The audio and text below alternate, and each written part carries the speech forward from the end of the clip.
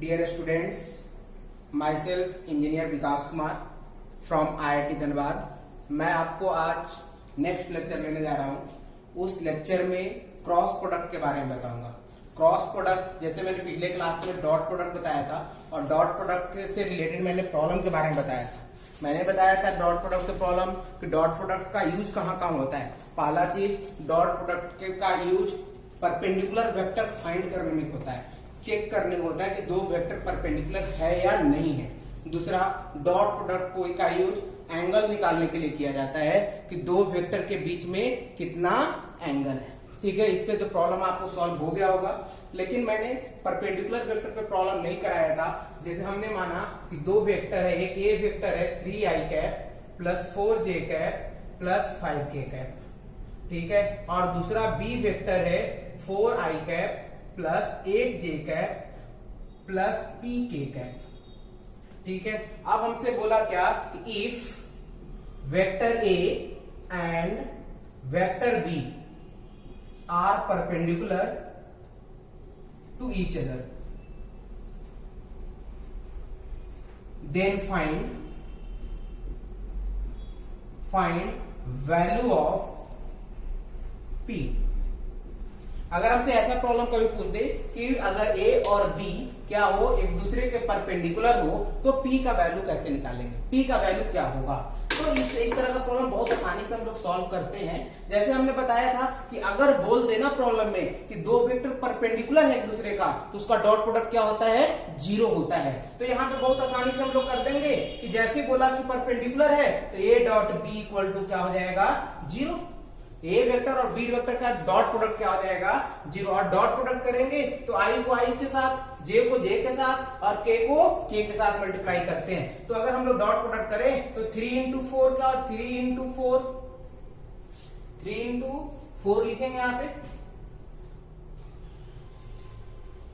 Plus 8 into 4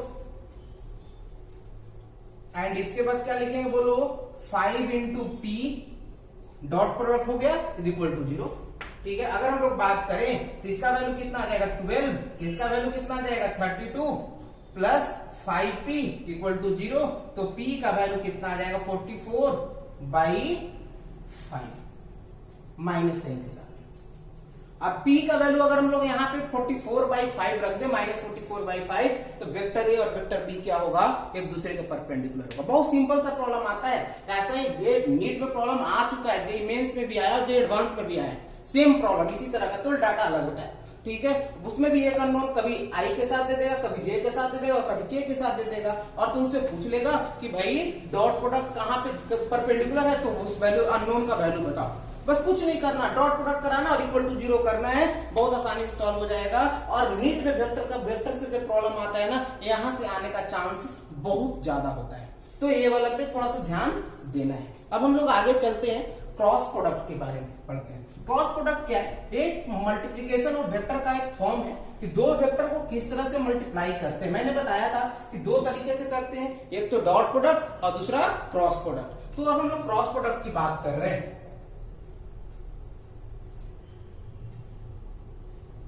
cross product को हम लोग क्या बोलते हैं, वेक्टर प्रोडक्ट।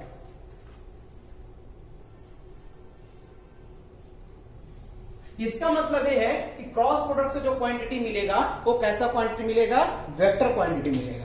कैसा क्वांटिटी मिलेगा, वेक्टर क्वांटिटी मिलेगा। बहुत सिंपल सा, जिस तरह से हम लोग डॉट प्रोडक्ट में ही पढ़े थे कि अगर कोई एक ए वेक्टर है ऐसा और दूसरा वेक्टर कुछ ऐसा है बी, और दोनों वेक्टर के बीच में एंगल ए थीटा है।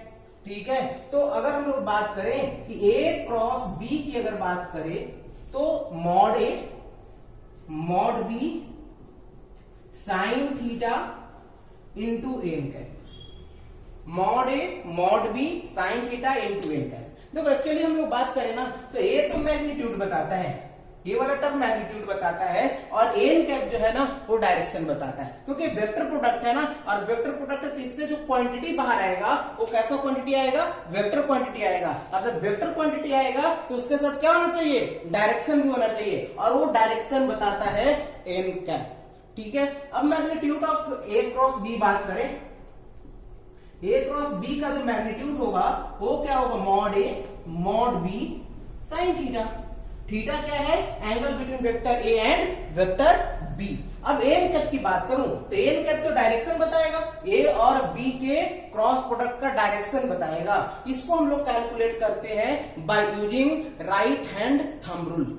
राइट हैंड थंब रूल और भी रूल्स है, लेकिन हम लोग एक ही रूल यूज करेंगे। ऐसा इसलिए कर रहे हैं ताकि कंफ्यूजन ना हो, क्योंकि एक से ज्यादा रूल जब हम लोग यूज करते हैं ना तो इसमें कंफ्यूजन आना शुरू हो जाता है। इसलिए हम आपको एक ही रूल बता रहे हैं, right hand thumb rule. Right hand thumb rule क्या बोलता है? बोलता है कि अगर फर्स्ट वेक्टर के तरफ राइट हैंड का 4 फिंगर रखते हैं और सेकंड वेक्टर की तरफ घुमाते हैं, इसको सेकंड वेक्टर की तरफ क्या करते हैं? इसको घुमाते हैं। जो थंब का डायरेक्शन होता है ना, वही क्या बताता है? ए क्रॉस बी का डायरेक्शन बताता है। बहुत सिंपल सा अगर हम लोग डायरेक्शन की बात करें तो देखो इसी में देखते हैं कि अगर हमारे पास ए वेक्टर है, ए क्रॉस बी का डायरेक्शन हम देखना चाह रहे हैं, ए क्रॉस बी का डायरेक्शन देखना चाह रहे हैं, तो ए वेक्टर फर्स्ट वेक्टर है ना, फर्स्ट वेक्टर और सेकंड वेक्टर कौन है? B vector. सेकंड वेक्टर कौन है? B vector. ठीक है, तो फर्स्ट वेक्टर की तरफ चारों उंगली लाना है। फर्स्ट वेक्टर यही है या नहीं है? फर्स्ट वेक्टर थोड़ा सा आगे बढ़ा दिया, पैरेलली शिफ्ट करते तो वेक्टर चेंज नहीं होता है, तो वेक्टर को हमने आगे बढ़ा दिया थोड़ा सा। तो ये हो गया ए वेक्टर, ए वेक्टर ये है और बी वेक्टर ये है। अब फर्स्ट वेक्टर की तरफ राइट हैंड का 4 फिंगर, जनरली क्या होता है ना कि बच्चे लेफ्ट हैंड निकालते हैं, राइट हैंड में तो पेन होता है, लेफ्ट हैंड निकाला और हाथ घुमाया, डायरेक्शन अलग, कोई आंसर गलत आ गया और ऑप्शन में भी अवेलेबल होता है। तो ध्यान देना है कि सबसे पहले राइट हैंड निकालना है। राइट हैंड निकाला, राइट हैंड का 4 फिंगर किसके तरफ रखा? वेक्टर फर्स्ट की तरफ रख दिया, सेकंड वेक्टर की तरफ घुमाया, सेकंड वेक्टर यही है ना, सेकंड वेक्टर की तरफ घुमाया तो थंब कहां आ रहा है? बाहर आ रहा है। तो यानी ए क्रॉस बी का डायरेक्शन किधर होगा? बाहर की ओर होगा। बहुत लोग ऐसा बोलता है सर ऐसे रख देते हैं और ऐसे रखेंगे तो क्या घूमेगा? नहीं घूमेगा। जब नहीं घूमेगा तो फिर हाथ को क्या करना पड़ेगा? सीधा करना पड़ेगा। और ऐसे हम लोग इसको घुमाएंगे तो थंब क्या बताएगा? Direction of A cross B बताएगा। यानी इसका ए क्रॉस बी का जो डायरेक्शन आया बाहर की तरफ आया, और बाहर के डायरेक्शन को हम लोग कैसे दिखाते हैं? डॉट लगा देते हैं। बस डॉट लगाए, इसका मतलब बाहर में याद भी करा दूंगा कि डॉट ही क्यों लगाते हैं, और ये कभी भूलोगे नहीं, मैं याद भी कराऊंगा। ठीक है। दूसरा, अगर हम सेम प्रॉब्लम में बोलते कि बी क्रॉस ए का डायरेक्शन बताओ, बी क्रॉस ए का डायरेक्शन बताओ, कुछ वेक्टर है, अगर A cross B is not equal to B cross A, क्योंकि डायरेक्शन उल्टा हो जाता है। अब हमारे पास फर्स्ट वेक्टर कौन सा हो गया? फर्स्ट वेक्टर बी हो गया, और सेकंड वेक्टर कौन हो गया? ए हो गया। दिस इज फर्स्ट वेक्टर और दिस इज सेकंड वेक्टर। यानी फर्स्ट वेक्टर की तरफ चारों उंगली लाना पड़ेगा राइट हैंड का, फिर से राइट हैंड निकालो, और फर्स्ट वेक्टर अपना कौन है? बी है। बी की तरफ चारों उंगली, बी की तरफ चारों उंगली रख दिया राइट हैंड का। अब ए की तरफ घुमाना है, घूमेगा क्या? नहीं। तो इसको हम लोग क्या करना पड़ेगा? फिर से सीधा करना पड़ेगा, और ऐसे किया, अब घुमाएंगे तो घूमेगा। घूमेगा तो अब थंब का डायरेक्शन किधर आ रहा है? अंदर की तरफ आ रहा है। जब अंदर की तरफ आ रहा है, इसका मतलब क्या है कि बी क्रॉस ए का डायरेक्शन किधर आया? अंदर की तरफ, और इसको हम क्रॉस से डिनोट करते हैं। याद करने का तरीका बहुत सिंपल सा तरीका मैं बता रहा हूं। देखो एरो तुम लोग देखे हो, एरो एरो है, जैसे देखो तीर, जिसको हम लोग बोलते हैं तीर। अभी अभी रामायण सीरियल आ रहा है, सीरियल दुनिया का सबसे बड़ा, सबसे ज्यादा देखने जाने वाला सीरियल है, और उसी में तुम्हें तीर दिखाई दिया होगा। तीर में अगर हम लोग ध्यान दें कि अगर तीर बाहर आ रहा है, बोर्ड से बाहर आ रहा है, और हम लोग बाहर से देखेंगे तो क्या नजर आएगा? इसका टिप पॉइंट नजर आएगा नहीं आएगा? और अगर हम लोग ध्यान से देखें तो ये ऐसा नजर आएगा। अगर हम बिल्कुल बाहर से देख रहे हैं, क्योंकि ये तीर बाहर आ रहा है, यानी बाहर के डायरेक्शन को डिनोट कर रहा है, बाहर के डायरेक्शन को डिनोट कर रहा है, तो तीर का एक टिप पॉइंट नजर आ रहा है और डॉट नजर आ रहा है, इसलिए इसको डॉट से रिप्रेजेंट करते हैं। ठीक है, याद रखने का तरीका है, इसको हम लोग कनेक्ट कर दिया और याद रहेगा। दूसरा कि भाई अब अगर अंदर एक तीर जाएगा तो कौन सा पॉइंट नजर आएगा? ये वाला पॉइंट नजर आएगा। और ये वाला पॉइंट अगर हम लोग बाहर से देखें, अंदर ही जा रहा है तीर, तीर अंदर जा रहा है, और बाहर से अगर हम लोग देख रहे हैं तो ये वाला पॉइंट कैसा नजर आएगा? क्रॉस नजर आएगा। आएगा नहीं आएगा? बाहर से क्रॉस आएगा। यानी जब अंदर डायरेक्शन होता है, बोर्ड के अंदर, प्लेन के अंदर डायरेक्शन होता है तो क्रॉस हम लोग डिनोट करते हैं, और जब प्लेन से बाहर होता है डायरेक्शन तो डॉट से डिनोट करते हैं। और इसको याद रखने के लिए हम लोग याद रखते हैं कि तीर होता है, क्योंकि इसमें कंफ्यूजन होता है। अभी शुरुआत है तो लगता है कि बहुत आसानी से याद रहेगा, लेकिन जैसे ही हम लोग थोड़ा फिजिक्स में बहुत सारा चैप्टर पढ़ लेते हैं तो फिर पता ही नहीं चलता कि बाहर के डायरेक्शन को क्रॉस से डिनोट कर रहे थे या डॉट से डिनोट कर रहे थे। तो इसके लिए फिर हमें ये याद रखते हैं, तो कभी कोई कंफ्यूजन नहीं होता है। यहां तक कोई दिक्कत नहीं। अब हम लोग आते हैं प्रॉपर्टीज ऑफ क्रॉस प्रोडक्ट पे। सिंपल सिंपल सा प्रॉपर्टी है। फर्स्ट प्रॉपर्टी की अगर हम लोग बात करें तो A cross B is not equal to B cross A. अभी अभी हमने देखा कि ए क्रॉस बी का डायरेक्शन अगर बाहर की तरफ था तो बी क्रॉस ए का डायरेक्शन किधर था, अंदर की तरफ था, यानी दोनों सेम नहीं है। ठीक है, यानी क्या है भाई, A cross B is equal to minus of B cross A. हमने बताया था नेगेटिव वेक्टर, और नेगेटिव वेक्टर क्या होता है, इसके अपोजिट डायरेक्शन में होता है, वही हो रहा है यहाँ पे। बिल्कुल क्लियर हो गया। Second number, A cross B plus C equal to A cross B plus A cross C. Clear? इसलिए तो बहुत हम लोग बचपन में पढ़े थे। ठीक है, तो उसी तरह से एक और अगर हम लोग देखें थर्ड नंबर में, तो ऐसा भी हम लोग पढ़ते हैं, A cross B, A plus B cross C plus D. अगर हम लोग बात करें तो ए जाएगा सी के पास, फिर जाएगा डी के पास, तो A cross C plus A cross D plus B अब जाएगा सी के पास और डी के पास, तो B cross C plus B cross D. बिल्कुल सही, यहां तक तो कोई डाउट ही नहीं होगा, ये बहुत बचपन वाली बात है। बस इसमें यही सिखाना था कि डॉट प्रोडक्ट में A dot B equal to B dot A होता है, लेकिन क्रॉस प्रोडक्ट में A cross B equal to B cross A नहीं होता है। यहां तक कोई दिक्कत नहीं है, कोई डाउट नहीं है।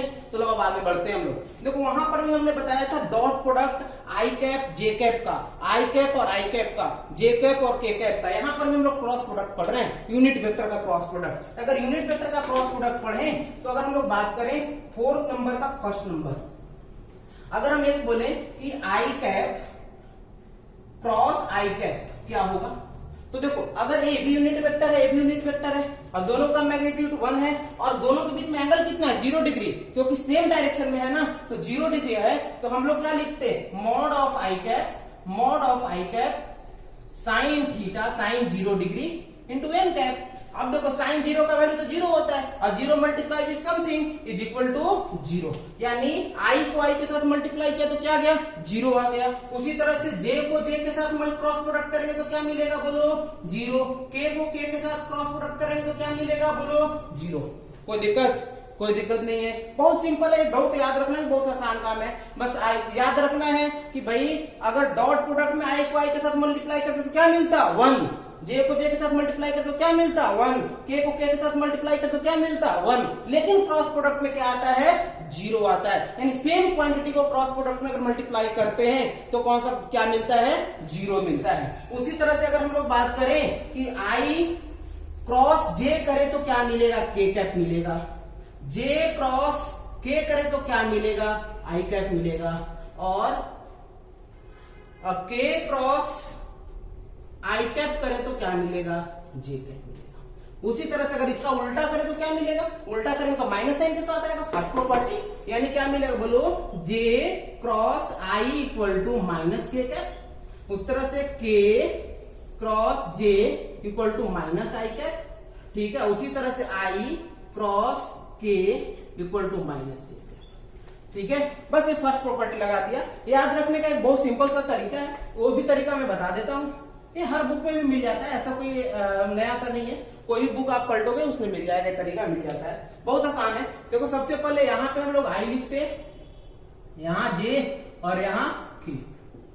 देखो ध्यान देना, अगर हम क्लॉकवाइज में चलते हैं, आई और जे को मल्टीप्लाई करते तो क्या मिलता है, के मिलता है। जे और के को मल्टीप्लाई करते तो क्या मिलता है, आई मिलता है। और के और आई को मल्टीप्लाई करते तो क्या मिलता है, जे मिलता है। याद करना ये बहुत आसान काम है कि अगर क्लॉकवाइज में मल्टीप्लाई करते हैं हम लोग तो बचा हुआ मिलता है। आई और जे को मल्टीप्लाई करेंगे तो क्या मिलेगा, के मिलेगा। जे और के को मल्टीप्लाई करेंगे तो क्या मिलेगा, आई मिलेगा। के और आई को मल्टीप्लाई करेंगे तो क्या मिलेगा, जे मिलेगा। बिल्कुल क्लियर, ये तो समझ में आ गया होगा। अगर सेम चीज को अगर एंटी क्लॉकवाइज डायरेक्शन में अगर हम लोग बात करें,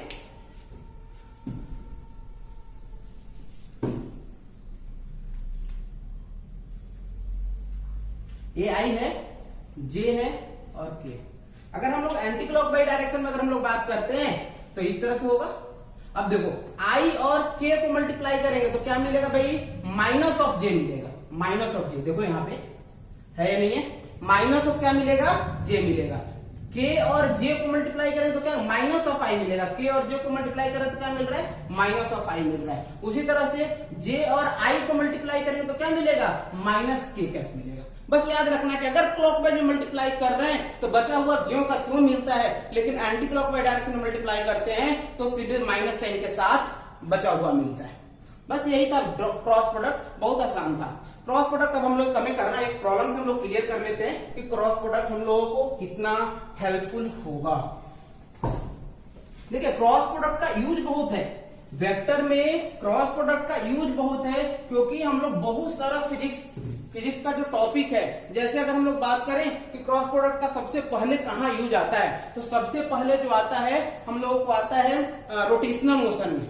रोटेशनल मोशन में आता है इसका यूज। उसके बाद अगर हम लोग इसका यूज, फिर ग्रेविटेशन में भी अगर चाहे तो आ जाएगा यूज। यानी कि इसका यूज आता है तो क्रॉस प्रोडक्ट बहुत अच्छे से समझना चाहिए, और खास करके इसका डायरेक्शन निकालने के लिए, क्योंकि डायरेक्शन में कंफ्यूजन होता है। क्रॉस कभी जब बाहर के डायरेक्शन को क्रॉस ले लेगा और अंदर के डायरेक्शन को डॉट ले लेगा, तो हमने उसके लिए एरो बता दिया कि आपको कभी गलती होगा ही नहीं। जैसे ही हमें क्रॉस प्रोडक्ट का डायरेक्शन देखना होगा तो हमारे दिमाग में क्या जाना चाहिए? पहला तो राइट हैंड थंब रूल जाना चाहिए, और बोर्ड के बाहर के डायरेक्शन को या बोर्ड के अंदर के डायरेक्शन को बात करना है तो हमें क्या याद आना चाहिए?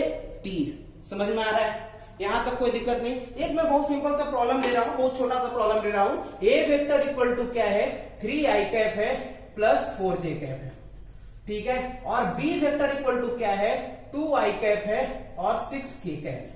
मैंने जे नहीं लिया, बहुत सिंपल सा लिया ताकि सब मैच हो जाए, इसमें सब मिल जाए। अब अगर हम लोग बात करें कि हमसे पूछा है ए क्रॉस बी, ए क्रॉस बी बोला है तो क्या लिखेंगे? 3i cap plus 4j cap, ये वेक्टर लिख लिया।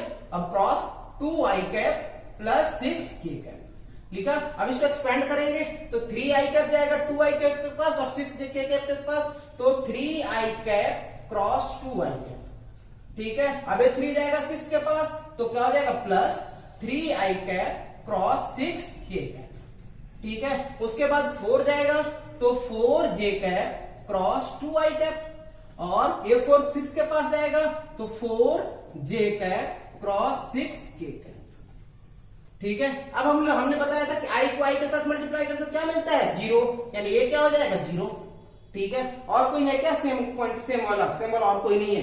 यानी अब i और k है, i को k के साथ एंटी क्लॉकवाइज डायरेक्शन में जा रहे हैं ना, क्लॉकवाइज डायरेक्शन में जाने रहे हैं के पास से, एंटी क्लॉकवाइज के पास जा रहे हैं तो हम लोग निगेटिव सबसे पहले मैग्नीट्यूड को मल्टीप्लाई कर लिया तो 6 और 3 18, और i क्रॉस k क्या मिलेगा? बोलो माइनस j कैप। खत्म, बहुत आसान हो गया। उसके बाद अगर हम लोग बात करें तो यहां भी मैग्नीट्यूड वाले मल्टीप्लाई कर 4 इंटू 2 8, और j क्रॉस i फिर कैसा आ रहा है भाई? फिर कैसा आ रहा है बोलो? एंटी क्लॉकवाइज डायरेक्शन में ना, तो क्या मिलेगा? Minus k cap, j cross i minus k cap. Clear हो गया? कोई दिक्कत? उसी तरह से अगर हम इसको करें तो क्या मिलेगा? 4 इंटू 6 क्या आ जाएगा बोलो? 24, और j क्रॉस k क्या आ गया क्लॉकवाइज में, तो क्या आ जाएगा? i cap. अब देखते हैं भाई अब क्या मिला, बोलो 24i cap minus 18j cap minus 8k cap. This is a cross b। अब हमें इसमें कभी कभी ऐसा भी पूछ लेता है find a cross b and b cross a, तो b क्रॉस a निकालना तो क्या करेंगे? b क्रॉस a निकालना तो सीधा इसका माइनस लगाएंगे और a क्रॉस b, प्रॉपर्टी से सीधा हम लोग आगे बढ़ेंगे और माइनस साइन मल्टीप्लाई कर देंगे। इसका मतलब क्या आएगा? Minus 24i cap plus 18j cap plus 8k cap. यहां तक कोई दिक्कत? कोई दिक्कत नहीं है। अब देखो कभी कभी एक और मेथड आता है, जैसे क्या मेथड आता है? मेथड आता है कि भाई क्रॉस प्रोडक्ट को सॉल्व करना है, ऐसे मल्टीप्लाई करें या फिर और कोई मेथड है, तो वो और मेथड है हम लोग डिटरमिनेंट मेथड से सॉल्व करते हैं। डिटरमिनेंट मेथड से कैसे सॉल्व करते हैं उसकी बात हम लोग करते हैं, थोड़ा सा हम लोग यहाँ पे बात करेंगे इसका, तो डिटरमिनेंट मेथड से कैसे सॉल्व करते हैं। तो देखो थोड़ा सा हम लोग बहुत सिंपल सा, पहले उसके लिए डिटरमिनेंट पढ़ना पड़ेगा। मैं ऐसे थोड़ा सा बता दे रहा हूँ डिटरमिनेंट कि कैसे डिटरमिनेंट सॉल्व करते हैं। अगर हमारे पास मान लिया कि एक डिटरमिनेंट है, डिटरमिनेंट हम लोग को जहां तक यूज होने वाला है ना फिजिक्स में 2 क्रॉस 2 का या फिर 3 क्रॉस 3 का, 3 क्रॉस 3 और 2 क्रॉस 2, कैसे कोई भी डिटरमिनेंट का बुक आप निकाल करके पढ़ोगे तो थोड़ा बहुत आइडिया मिल जाएगा। मैं थोड़ा बहुत आइडिया दे रहा हूँ क्योंकि ज्यादा मैं लेक्चर को बड़ा नहीं कर सकता, इसलिए मैं बहुत सिंपल वे में, बहुत शॉर्ट में बता रहा हूँ। जैसे हमारे पास डिटरमिनेंट का फॉर्मूला तो साइन ये होता है। अब देखिए यहाँ पे ए है, बी है, सी है और डी है। ये पी का वैल्यू निकालना है, पी इक्वल टू ए दिया हुआ है, तो इसका वैल्यू बहुत आसानी से निकाल लेते हैं हम लोग। देखो ये दोनों को मल्टीप्लाई करो और ये दोनों को मल्टीप्लाई करो और माइनस साइन के साथ लिख दो। यानी अगर हम लोग बात करें कि पहले डायगोनली एक और डी को मल्टीप्लाई किया तो क्या मिला बोलो, ए इंटू डी। बहुत सिंपल, मल्टीप्लाई किया, अब माइनस साइन लगाया और बी और सी को मल्टीप्लाई कर दिया तो बी इंटू सी आंसर। यही है 2 क्रॉस 2 का डिटरमिनेंट। बहुत सिंपल सा। अगर हमारे पास अगर इसका एक एग्जांपल दे दे 3 2 8 6, अब हमें बोला कि इसका वैल्यू बताओ, कुछ नहीं, 3 और 6 को मल्टीप्लाई करेंगे तो कितना मिलेगा बोलो, यहां से आए तो कितना 18 और ये दोनों को मल्टीप्लाई करें तो कितना मिलेगा, माइनस साइन के साथ 6, माइनस प्लस, उसके बाद इसको सब्ट्रैक्ट करते हैं, ठीक है। यानी इसका वैल्यू क्या आएगा, 2 आएगा। देखिए दिक्कत कहां होता है, 3 क्रॉस 3 का डिटरमिनेंट में दिक्कत होता है, 2 क्रॉस 2 के डिटरमिनेंट में कोई दिक्कत होता नहीं, बहुत सिंपल होता है। तो 3 क्रॉस 3 का डिटरमिनेंट हम लोग सीखने जा रहे हैं। तो 3 क्रॉस 3 का डिटरमिनेंट कैसे सॉल्व करते हैं, थोड़ा सा ध्यान देना।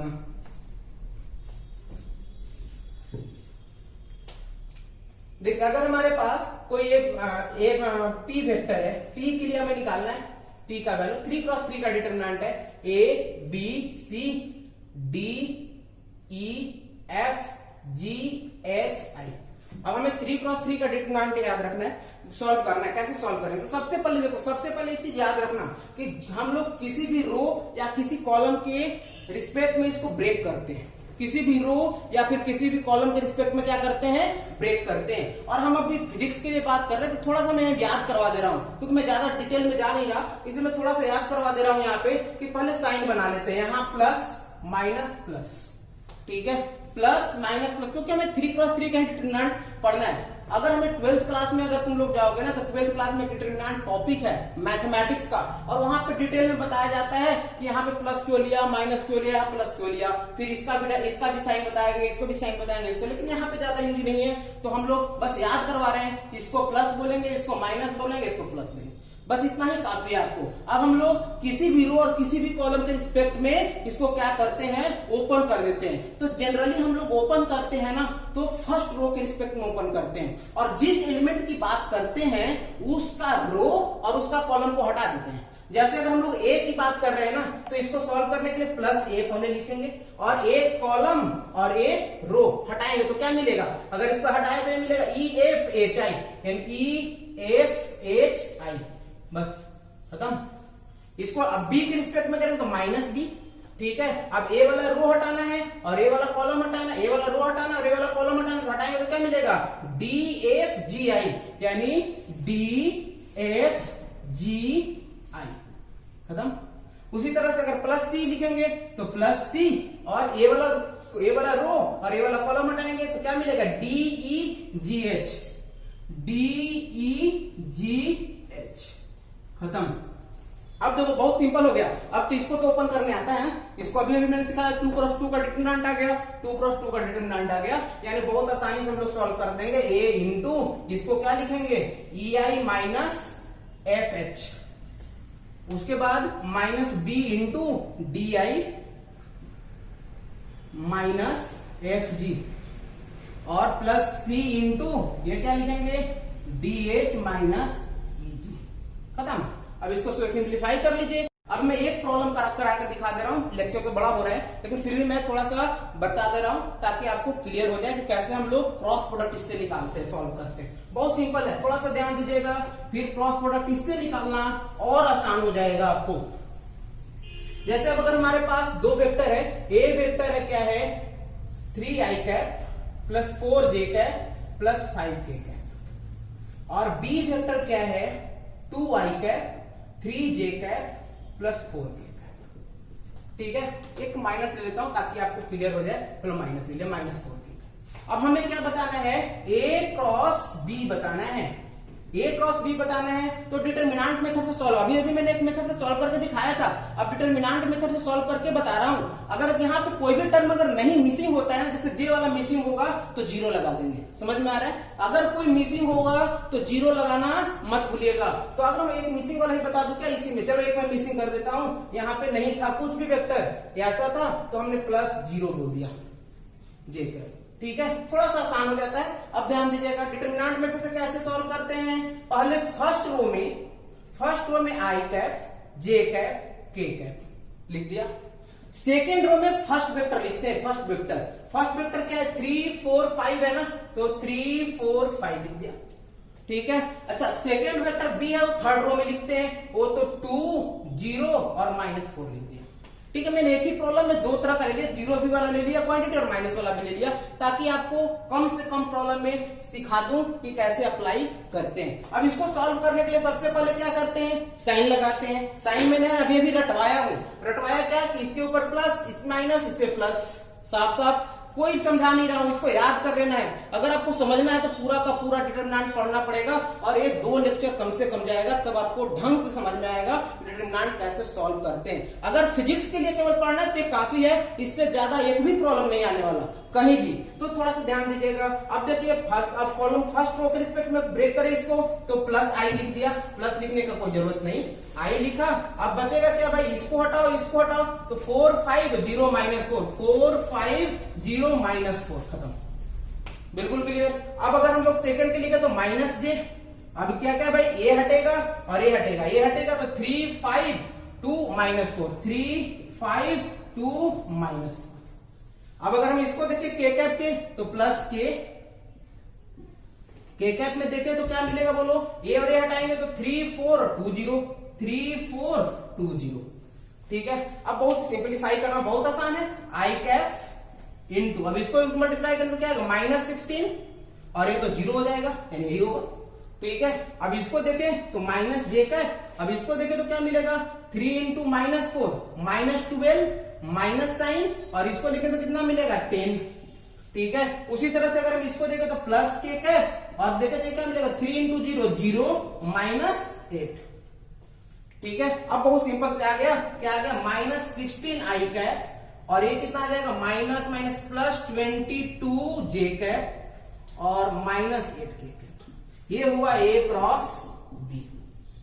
अगर बी क्रॉस इसी में ए लेना होता तो बी को यहां पे रखते, बी वाला जो वेक्टर है उसको सेकंड रो में रखते और ए को थर्ड रो में रखते, बहुत आसानी से सॉल्व हो जाता और ए क्रॉस बी आसानी से निकल गया। देखो मैं बार बार बोल रहा हूं कि ए क्रॉस बी में मैग्नीट्यूड निकालना कोई बड़ी भारी बात नहीं है, मेनली होता है डायरेक्शन, और ये बहुत ज्यादा यूज होता है जो जिसको हम लोग बोलते हैं फिजिक्स का सबसे टफेस्ट चैप्टर है रोटेशनल मोशन, वहां पे यूज होता है। इलेक्ट्रोस्टैटिक्स में यूज होता है, मैग्नेटिज्म में यूज होता है, इलेक्ट्रोमैग्नेटिक इंडक्शन में यूज होता है, एसी में यूज होता है। तो थोड़ा सा यहाँ पे ध्यान दोगे तो वहां पे आपको बहुत ही आसान हो जाएगा। एक्चुअली क्या होता है ना कि खास करके नीट वाले बच्चों को, क्योंकि वेक्टर ढंग से पढ़ा नहीं होता है, तो उसका फिजिक्स धीरे धीरे क्या होता है कि जैसे जैसे फिजिक्स में आगे बढ़ते जाता है उसको टफनेस बढ़ता जाता है और फिर बाद में ऐसा छोड़ देता है वो, क्यों, क्योंकि उसको बेसिक क्लियर, जितना हमें फिजिक्स में वेक्टर की जरूरत होती है ना उतना वेक्टर मैंने पढ़ा लिया, थोड़ा बहुत है तो जैसे जैसे प्रॉब्लम आते जाएगा वैसे वैसे मैं पढ़ाते जाऊंगा, बताते जाऊंगा, तो अब ज्यादा दिक्कत नहीं आने वाला है। चलो ठीक है, ठीक।